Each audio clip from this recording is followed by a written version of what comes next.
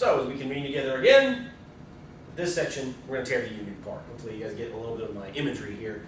For those of you who are sort of clicking along at home, you've got the President of the United States, Abraham Lincoln, President of the Confederacy, Jefferson Davis, and they've got their backs to each other. So this is symbolic of what's going to take place here in the United States by the end of this period that we're going to be talking about, which is the start here, 1860, 1861. So this section is really going to cover the run-up to the Civil War in the 1850s. We're going to talk about the post, sort of the compromise of 1850 era. We're going to talk about political actions. We're going to talk about a mini war that's going to take place out west. We're going to talk about books. We're going to talk about court cases. We're going to have some sort of fiery debates. We're going to have a terrorist insurrection. And then eventually the Union is going to fall apart. So by the end of this, we will have an actual, honest-to-goodness Civil War. Right? So as we've seen in our last section, we're talking about manifest destiny. Westward movement is just, it's what's happening. You know, regardless of whether you feel sort of good about that or sort of feel bad about that or you don't care about that, it was happening. Okay? And so as these settlers are pushing westward here into the unorganized and unsettled territories of Missouri and Iowa, all right? They're leaving Missouri and Iowa, and they're heading westward, and if you look on a map today, what you've got west of Missouri is Kansas, and west of Iowa is Nebraska, all right? And there's still a lot of farming that goes on out there today. You know, soybean, wheat, corn, probably a bunch of that kind of stuff, right? And as more people got in there and they got more organized, they're ready for admission to the Union. So this is what we've got going on as well. Now, of course, the United States had as it was admitting states, had tried to admit them in pairs for a long time. But finally, that is going to break down in 1850 with the admission of California as a free state with no slave state to come in to match it. Okay, and the Compromise of 1850 had been a pretty fragile kind of thing. And just a few years later, the guy that really deserves a lot of the credit for putting the compromise together and getting it through the Congress is going to basically take it apart. Stephen Douglas has his eye on the White House. Okay, he understands that he's already sort of a superstar in the United States Senate. He's extremely popular in the Democratic Party, and so there's a lot of debate over, well, why does Stephen Douglas do this? Why does he, come in and sort of break up the Compromise of 1850 by offering the possibility of slavery in Kansas? Some had said, well, there's going to be a railroad that had potentially gone through from Illinois, which is where Stephen Douglas is from. That's certainly very possible. But it doesn't really matter because what we have here is the idea that Stephen Douglas puts forward, and he gets it to pass through the Senate, is that you're going to split the region into two possible states, right? Kansas and Nebraska. And then you offer the idea of popular sovereignty in the region to solve the slavery question. Well, to be perfectly honest, most Southerners didn't realize that there really wasn't a slavery question in Kansas. Okay, Iowa is west of, Nebraska is west of Iowa. Iowa's a free state. There are not going to be any slaves to take in from Iowa to Nebraska. And while Kansas is west of Missouri, which is a slave state, the agreement had been that, well, Missouri is as far north as you can go. You can't, we already agreed, in 1820 that the area of Kansas, it's not going to be slavery. So most Southerners have kind of written this off. All right. Douglas's calculation, though, was that you could admit the two states as a pair, a slave state and a free state. So what you do is you keep sort of everybody happy, the North and the South. Like I said, Douglas has kind of his eye on the White House, maybe 1856, maybe 1860, right? But all of this did was it sort of turned on the fires of desire for the Southerners. They look at Kansas, okay, all right, we got a possibility of another slave state being added to the Union. All right, hooray, right? We're going to be able to move in and get this, okay? Most of them had not really considered this before, and so Kansas now all of a sudden becomes incredibly important to Southerners and the preserval of slavery, because you got to hang on to it. You got to add some slave states to the Union. You got to preserve our system.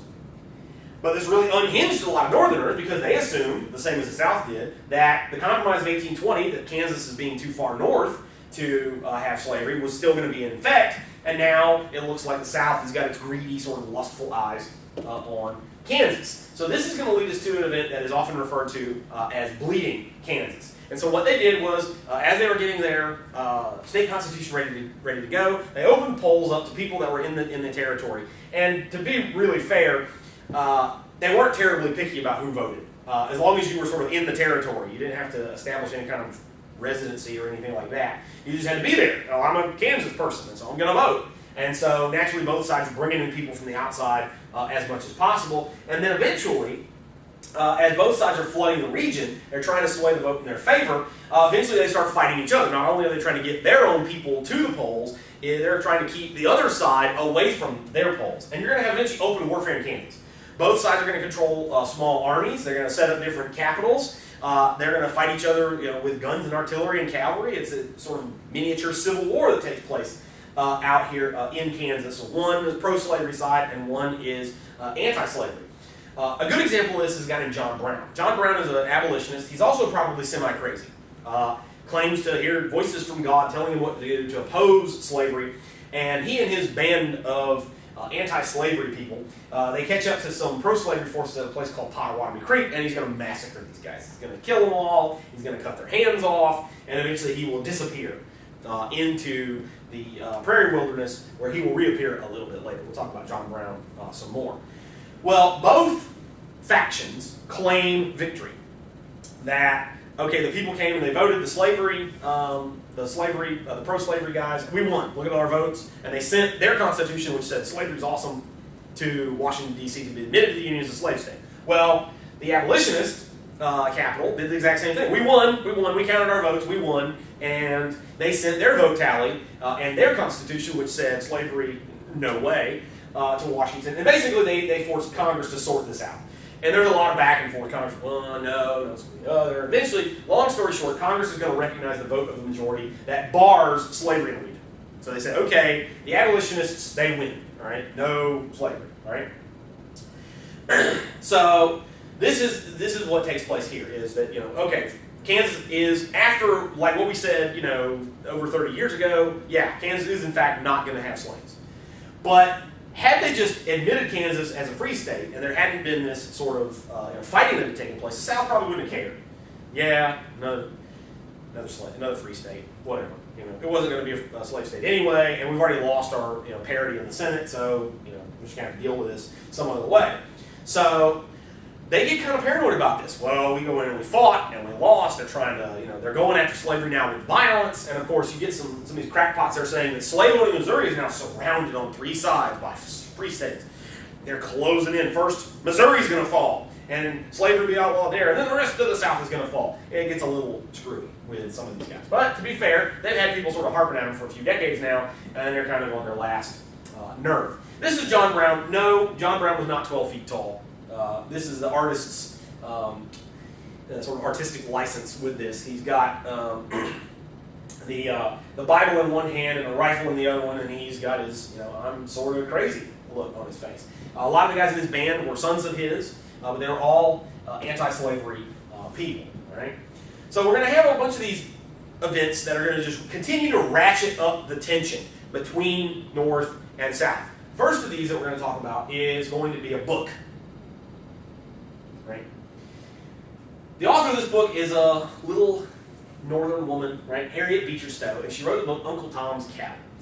She had briefly visited the South, and she had seen a few slave plantations. When she comes back, she writes about this in Uncle Tom's Cabin, and she describes slave life as really harsh, the violence.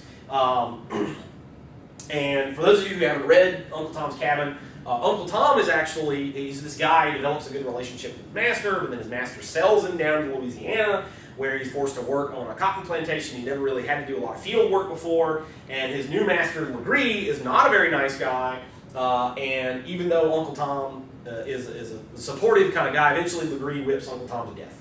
So it has a very sad sort of ending to all of this. And the South, when they look at this, because it's selling like hotcakes in the North, the Southerners, well, she's a Northerner. She doesn't really know what's going on. They refer to this book as packed full of lies. She's just inciting, feelings in the North against the South is not really true, which, of course, as we know from our study, yeah, sometimes that is true.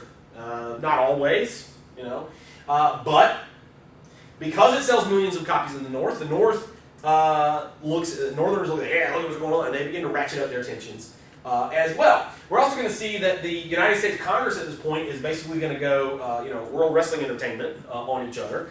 And the first guy to really kick this off is a senator from Massachusetts named Charles Sumner. Sumner is a real fire-eating abolitionist type, and he makes a number of scathing remarks about the South, about slavery, and about South Carolina in particular, in regard to the Kansas fighting. I think he refers to slavery as like, a dirty whore or something like that, and all the South Carolina Islam's. And he makes fun of one of these senators from South Carolina who, despite the fact he was pro-slavery, even a lot of Northerners liked the guy, and apparently he had like a speech impediment or something like that, so he kind of made fun of the way he talked.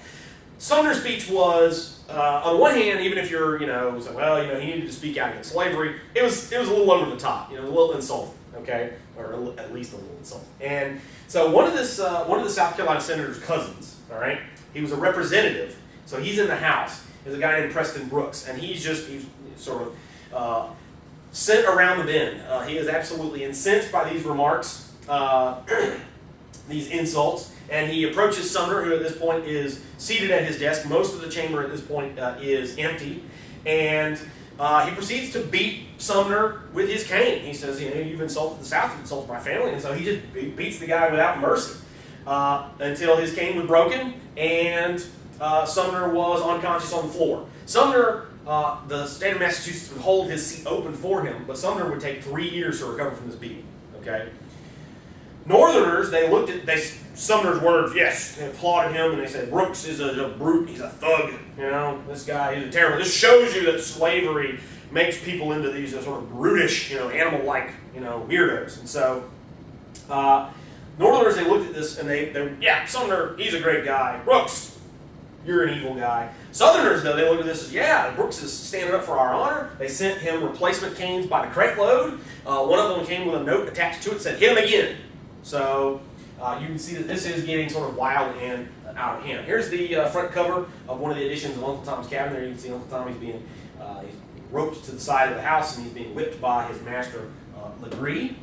And here we'll see a couple of different views of this grudge match between Preston Brooks and Charles Sumner. And of course, this is done from very much the Northern perspective. That Brooks, you don't even see his face. He's this sort of wild, animal-like guy. He's got blood and gore on his cane, and of course Charles Sumner's, oh, I only have my pen. Save me from this brutish individual who matches argument and wit with physical violence, So that's not probably exactly how it happened. And of course, all the Southern senators in the background, they're sort of laughing, ha ha ha, Charles Sumner, you get this beating coming. And even a few of them, they're holding the people back that would come and help Charles Sumner. This is Northern propaganda. Okay, I'm not going to say that this isn't how it looked, but this is something that's a little bit more believable. There's Sumner, and he's been knocked down, and of course Brooks is going to hit him again. A lot of people are doing what you and I would probably do initially when you see somebody beating the crap out of somebody else, which is, whoa, what's going on? And then, oh, maybe we need to do something about this. But of course you don't want to get too close to the guy who's, one, crazy, and two, swinging a great big stick. So that is what's happening. And after the meeting, you saw members of the Senate actually began attending, or members of Congress, they actually began attending meetings armed. So anyway, it got way too exciting with this as well. Next sort of major step on the road to Civil War is going to be a judicial one. All right? We're going to talk a lot about government and sort of how it works with this. But our main character is going to be a black slave named Dred Scott. All right? Dred Scott was taken by his master into the free state of Illinois. So, master owns Dred Scott, he's his slave, and he takes him with him, he's traveling, and he goes into Illinois, and there you go, all right? Well, the abolitionists see this as an opportunity to challenge slavery in court, all right? So, to make a very long story short, abolitionists are going to help Dred Scott sue in court.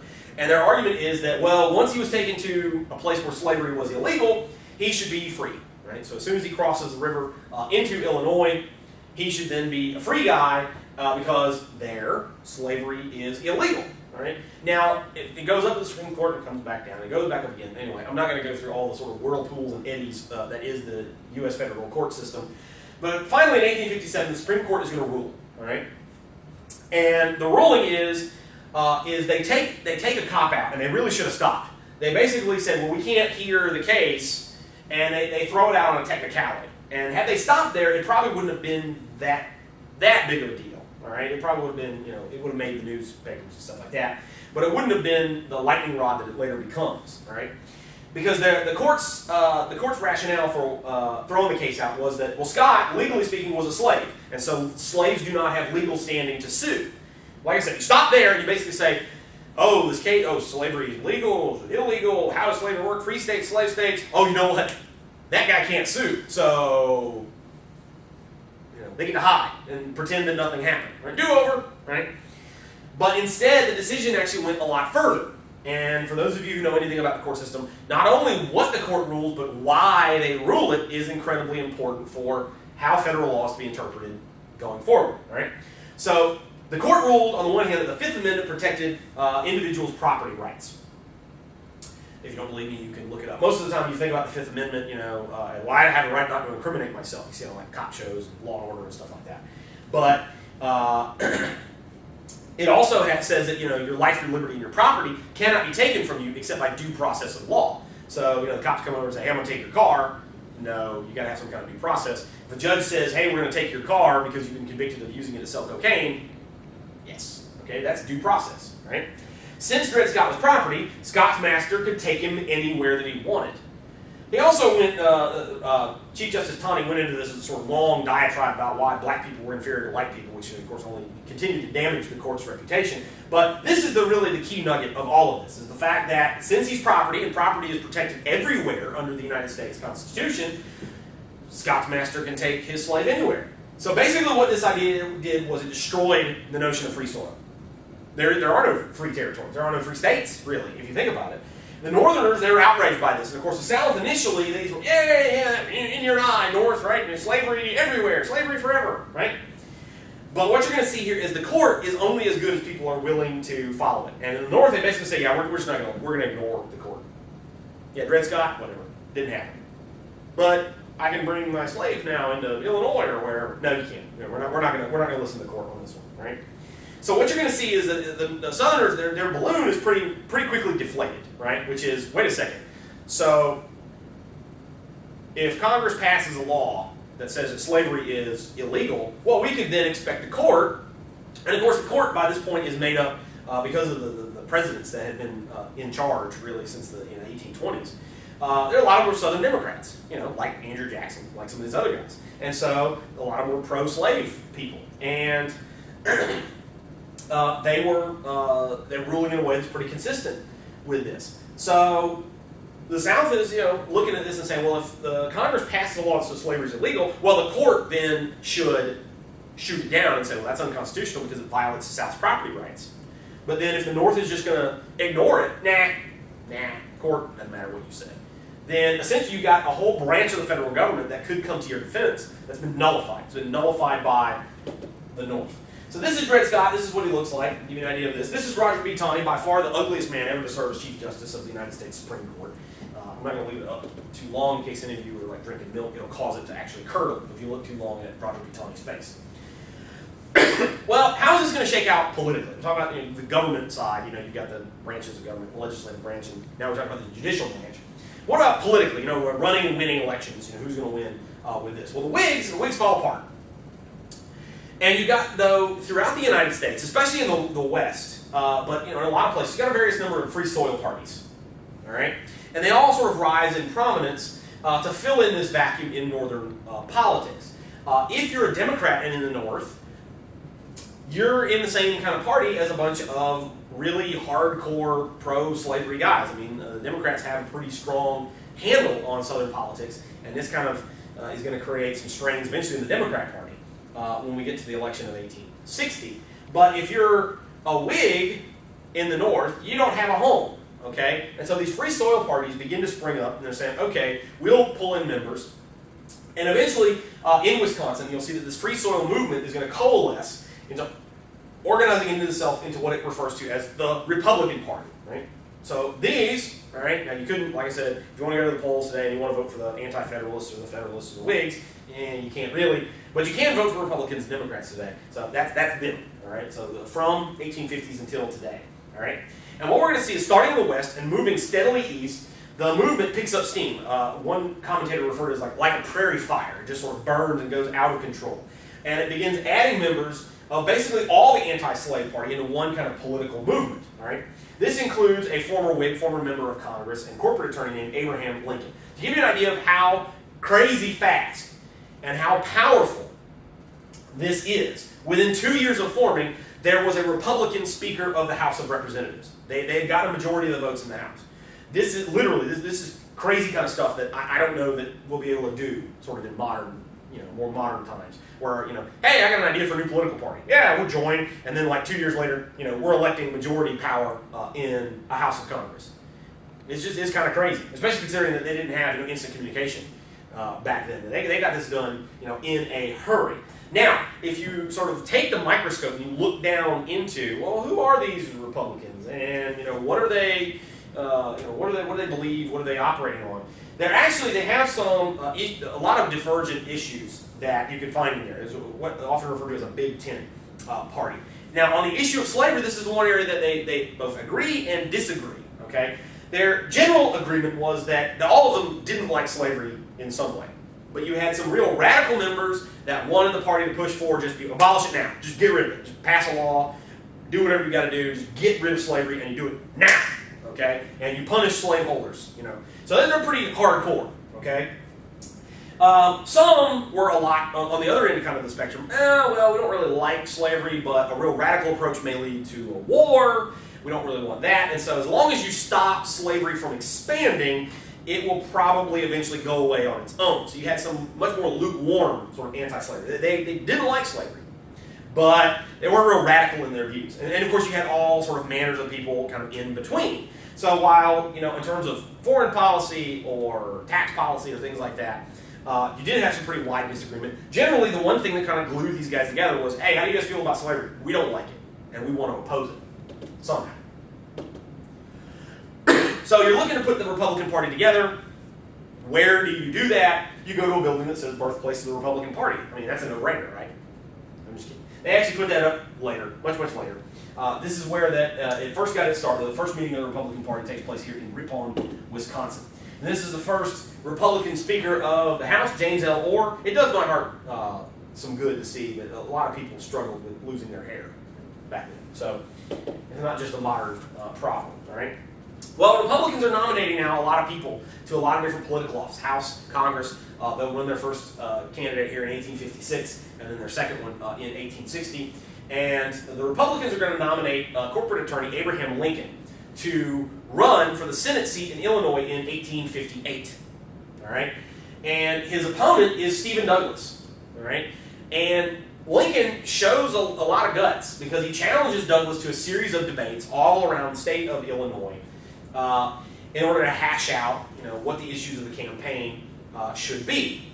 So this is pretty gutsy because if you were to ask most people in politics in the know, you say, well, who's the greatest sort of orator? Who's the greatest speaker that we have in the Congress, maybe even in the nation at this point? And a lot of people say, yeah, it's Stephen Douglas. Dude really knows what he's doing. He can smooth out any rough edges. I mean, he's got a booming voice. He sounds like he knows what he's talking about. And of course, Lincoln apparently had a high squeaky voice. He didn't particularly care for it.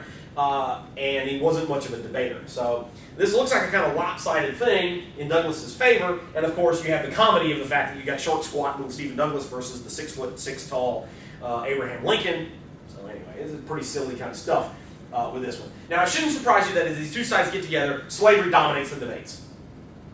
Douglas has his position that, all right, there's a way out of this. He's trying to dodge around the issue because he needs to get Northern Democrat votes when he runs for president in 1860, and he needs to get Southern Democrat votes when he runs for president in 1860. So he does the political dance. He says, well, it's not really up to us whether you're for it or against it. I'm for popular sovereignty. People there ought to vote.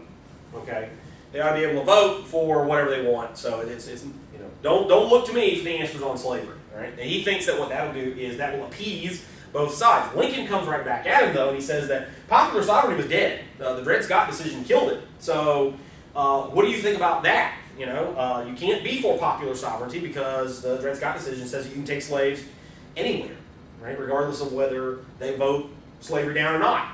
And of course, Douglas then has, well, the Dred Scott decision didn't really matter. Popular sovereignty, though, the will of the people, which sounds good, but whenever you come out and you say, well, Dred Scott decision no good, then a lot of people in the South, especially 2 years later when Douglas is running for president, hey, he wants to pull out the judicial underpinnings of our sort of what we consider a protection against congressional excesses, so he's not for the Dred Scott decision. Well, why should we be for him?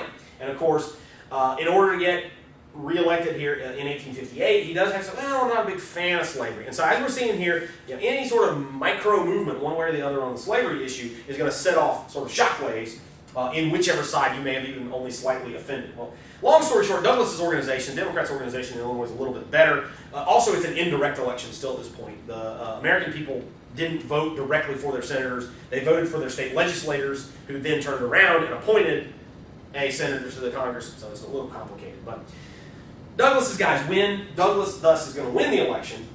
But like I mentioned, a lot of Southerners are going to get really, really cooled off because of his argument against the Scott decision. And we're going to see that finally in 1860, the Democrat Party is going to split, whereas Lincoln had become a national figure due to all the media coverage of this great big sort of bear of a man taking on the sort of #1 politician in the United States at this point, and doing pretty well with himself. And of course, his ideas, his points that he makes during the debate is really going to resonate with a lot of the anti-slavery population in the North. And that's going to lead us directly to his nomination for the Republicans in 1860. So here you can see a pretty similar political kind of debate that you might see today. You get the two candidates, they take turns yapping at the people, you got a big crowd there, they got signs for whichever candidate they really like, and of course they cheer when they hear something they like, and they boo when they hear something they don't like. So it's a pretty typical kind of political debate you might even see today.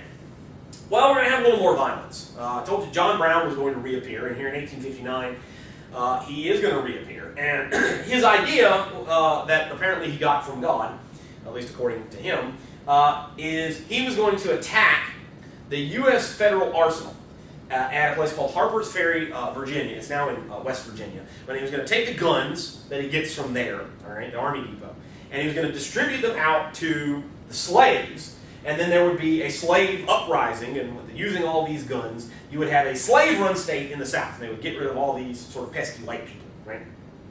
Well, his plan is pretty bad. Sort of the level of planning that you would expect from a guy who a lot of people say, this guy's not right, he's kind of crazy. That's the level of planning that you get. They get in there, they manage to kill a few people, they manage to seize a couple of things, but they are eventually forced out by the army, and they're kind of pushed into the firehouse.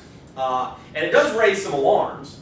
And the United States government, the only thing that they have on hand to go after them are several Marines. They put U.S. Army Colonel Robert E. Lee in charge of the entire operation. They put them on trains. They get them out there as quick as they can. And so anyway, long story short, Marines, they storm the firehouse where he's holed up, and they take him captive. Okay. But what this does is this alarms the entire South. Number one thing the South is afraid of is a slave uprising, because a slave uprising equals mountains of dead white people. They're really, really afraid that black people are going to slit their throats in their sleep at night, or grind up glass and put it in their tea, poison the well, that kind of thing. And so this is a major source of worry. And then you got John Brown trying to do that. So the Southerners, they see their greatest fear come to life. All right. Abolitionists, on the other hand, Brown's a hero. He's trying to free the slaves. He's a great guy. Despite the fact that basically it puts you, sort of supporting a guy who's crazy and really wants to be a mass murderer. Okay? And so the effect that this reaction in the North has on the South is, well, this is the North's plan to start a slave insurrection and kill us all. And as we see, the tensions are ratcheting up with this. And so that's what's going to take place here. Here's John Brown and his group. They're holed up inside the firehouse, holding these guys up. Eventually, though, they would be caught and they would be captured. And John Brown, this is him on his way to his hanging, because it's not legal to start revolutions against the United States government, no matter what your feelings on slavery were. And so he is going off, and he will be hung for his crimes here. Well, just like we saw a few years earlier with the Whigs, once 1860 rolls around, the Democrats, they no longer can remain united in the face of this issue of slavery. Okay? And we're going to see that they shatter along sectional lines. Now, basically, they're going to run three candidates. Now, technically, you'll see that they don't call them all Democrats. You just have a union candidate. Basically, these guys are all sort of Democrats that are going to be splitting the same vote. Lincoln, at the nominating convention in 1860, is going to emerge as the Republican nominee. All right? And he's going to be basically the candidate of the North. Now, the North has some advantages in that it has a greater population and thus a greater electoral strength. So all he has to do is win the northern states. If he wins majorities in the northern states, he'll win a majority of the electoral vote. And that's exactly what happens, is because basically the Democrats are going to split their votes along sort of three lines, and Lincoln is going to win. But Lincoln wins without even campaigning, or for the most part even winning any votes in the South. He was only on the ballot, I think, in one southern state. And so you've got this northern guy who opposes slavery, who runs for the presidency, and wins without even sort of asking your permission. So you can see now that this really is going to be the last straw for the Southerners. The conclusion is that they now are completely dominated politically by the North. They lost the House of Representatives due to the population disparity. Then with the admission of California, they are going to lose the entire Congress because the Senate is going to go over to the Free Soilers. Well, the Congress can then pass legislation. But, well, the Supreme Court can come in, right? The Supreme Court can come in and they can declare any law like that unconstitutional because it violates your property rights to own slaves. No, the North is ever increasingly saying, yeah, we're not going to listen to that kind of thing. And of course, Lincoln, he's a Northerner. He's an anti-slavery kind of guy. So there's another prong. You've got one last prong of the federal government left, and that is the president. The president can veto legislation. As long as you've got a guy that, if he's not pro-slavery, at least as long as he's not anti-slavery, he will veto legislation from Congress. And while they do have a majority, they don't have the two-thirds majority necessary to override a presidential veto. But now, you've lost that. Lincoln runs. He doesn't even ask a by your leave. Oh, hey, you guys mind if I'm president of the United States? I mean, it's one thing to lose an election. It's another thing to lose to somebody that, essentially he's elected by other people to be your leader. And so, the South now concludes that there's no reason to continue being in the Union. You're told what to do by other people, and it looks like they're about to swoop in and destroy your way of life. So here you can see the breakdown of this. You've got two Democrats. You've got the Southern Democrat, John C. Breckinridge. He's going to win most of the South. You've got the guy in the middle, the Constitutional Union guy, John Bell. Northern Democrats, they are going to nominate Douglas, and basically he's going to come up really, really short. He's only going to get a few electoral votes with this one.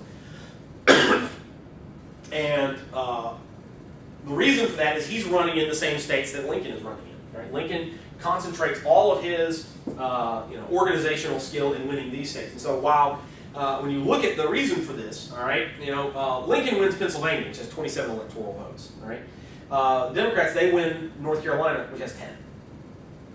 Ohio's got 23, Georgia's got 10. Indiana's got 13, Alabama's got 9. So that's the reason. The majority of people are living in the North at this point, and they are voting accordingly. And so when Lincoln wins the northern states, that is going to hand him the presidency. So this really tears it, right? The entire federal government, which ironically had grown to be a lot more powerful in terms of the people that they were putting in charge of various offices in order to get them reelected, was by the Democrats. And then, one of the things that the Democrats never really asked themselves was, well, this will build up all our power. We'll have all this power. What happens when you lose? What happens? You will eventually lose an election. That's just the way that it goes. Your guys, whoever you like, they're not going to win every time. That's what you're going to have to put up with. If you live long enough in the United States of America, eventually you're going to have to live with some people that are elected that you don't particularly care for. All right. And I don't know that the Democrats really asked themselves this question. I think that they thought that they had such a superior organization that they would always be able to keep anti-slavery people sort of out of positions of power. So a month after Lincoln's election in December of 1860, the South Carolina legislature, they get together and they vote an ordinance of secession from the Union. We're not even going to wait for Lincoln to take office. Okay? 6 other states are going to follow suit before even Lincoln comes in and is inaugurated. Mississippi, Florida, Alabama, Georgia, Louisiana, Texas. Now you'll notice that this is the most southern tier of slave states. This is also the area where slavery is the heaviest in terms of concentration, where cotton is the heaviest in terms of concentration. And all of these states now, all right, you've got 7 states that have left the Union. They understand that they're probably just not going to get, like a Christmas card from the United States government. Oh, enjoy setting up your own country now that you're not, following federal law and all that kind of stuff. They realize that probably there's going to be a war by the United States to force them back into the Union. And so they get together in Montgomery, Alabama to form a confederated government, right? The Confederate States of America form their own country. They come up with a new constitution, right? They will elect Mississippi's former senior U.S. Senator, Jefferson Davis, who's a veteran of the Mexican War, as their first and only president of the United States. Well, the Confederacy, the Confederate States of America, they need as many military advantages as they can, and they've got to strike very quickly before the U.S. government can move in to stop them from consolidating militarily defensive positions. So they're going to move out very, very quickly. And essentially you have a number of local militia groups that were sort of waiting on the word from their local states when they had seceded to kind of move out and seize these U.S. installations. And of course, what they want to take over are the U.S. arsenals and all these military bases that were existing on their territory. They need the guns, they need the defensive positions. One of the problems they have, though, is going to be Fort Sumter. Fort Sumter is on a man-made island in the middle of Charleston Harbor, South Carolina. And so you can't just run over to it and take it. You have to go out in a boat, and of course these guys are probably going to shoot at you. So what happens is they begin to ring the harbor with artillery, and they send all these sort of threatening notes, you know, say, hey, Major Anderson, you need to surrender your forces. And of course he is now cut off from the outside world. It's in the harbor here in Charleston, and they begin to run out of food. So this blue, this is the first tier. This is the first tier, the first wave of secession that takes place either in late 1860 or for the most part in January of 1861. And we're then going to see a number of other southern states are going to secede, and that's the yellow, and they are going to come in a little bit later after the fighting begins to take place. And then of course you've got these guys that are in green that they're going to stay in the Union, but they're slave states. So you've got Delaware, Maryland, Kentucky, and Missouri that they're a little bit shaky here on, you know, what side are they going to be on with this. Well, Lincoln, when he takes office, he comes in and he actually gives a rather conciliatory message. He doesn't come in and say, "Oh, you Southerners that have, you know, seceded from the Union, you know, we're going to pound you into the dust, and you know, you're going to regret the day that you ever tried to cross the United States government." He doesn't say that. Okay, he doesn't go into that. Right? He comes in with a nice sort of tone, and he says, "All right, my wayward sort of brethren, you guys need to just come back. There's no reason to sort of fly off the handle and think that I'm going to ruin slavery for you. I don't necessarily agree with it, but I'm not a real radical kind of guy." So he tries not to provoke the South. He does send orders as commander-in-chief for Fort Sumter to hold out, and he basically lets everybody know, "I'm sending a ship, but it's not reinforcements, not guns, it's just food. It's food for hungry men." All right. So the Southerners now kind of have the ball back at their court. Right. Lincoln's kind of throwing it back on them. If they allow these troops to continue to be supplied, you've got this sort of thorn in your flank. Right. You've got these guys that are continuing to operate, and maybe eventually they will bring in reinforcements and use it as a major staging area to attack Charleston and take it. It seems a little far-fetched. But also you have the political problem of, well, hey, you can't control your own territory. All right. So the Southerners decide not to wait for any of these potential reinforcements to show up. They're going to open fire on the fort on April 12th of 1861. Supposedly the show, these people watching from the rooftops of Charleston was pretty impressive because all the cannons are going off at night. So bam, bam, bam. And the fort shoots back. Anyway, long story short, the Southerners are going to devastate the fort, which is going to surrender 2 days later. They're going to knock down most of it. Ironically, nobody dies. The first battle of the bloodiest war in American history is going to be bloodless. Nobody dies in the first battle of the bloodiest war in American history. Right? But Lincoln, now you've got something that's not just talk. Right? Southerners get together and they say that they're seceding. They say that they've got their own country. Right? You've actually got people with guns shooting at U.S. troops. So Lincoln is going to declare these states to be in rebellion. It's in the Constitution. He's allowed to do this. All right? And he calls on 75,000 volunteers to put down the rebellion and restore these states to the Union. What this causes, though, is the other southern slave states, they've got to ask themselves some hard questions. Do we want to let northern armies march across our state to go and fight our states that we have a lot in common with in the South? Or do we then supply troops to go and fight the other states under Lincoln's command? And so they're all sort of asking this, and you'll see that Virginia, Arkansas, and Tennessee decide that no, we can't do this. We can't join in this campaign. And they are going to issue ordinances of secession as well. They're going to join the Confederacy. They're going to move the capital out of Montgomery, Alabama, to Richmond, Virginia. Virginia was the largest, most populous, the wealthiest of all the southern states. And the reason for this is they'd rather join the Confederacy than fight against them. And so it was choice time, and Virginia, Arkansas, and Tennessee, they made their choice. So this is the artist rendition of the bombardment of Fort Sumter. And so we've got now an actual shooting war. So next time we get together, we will have a war between the states.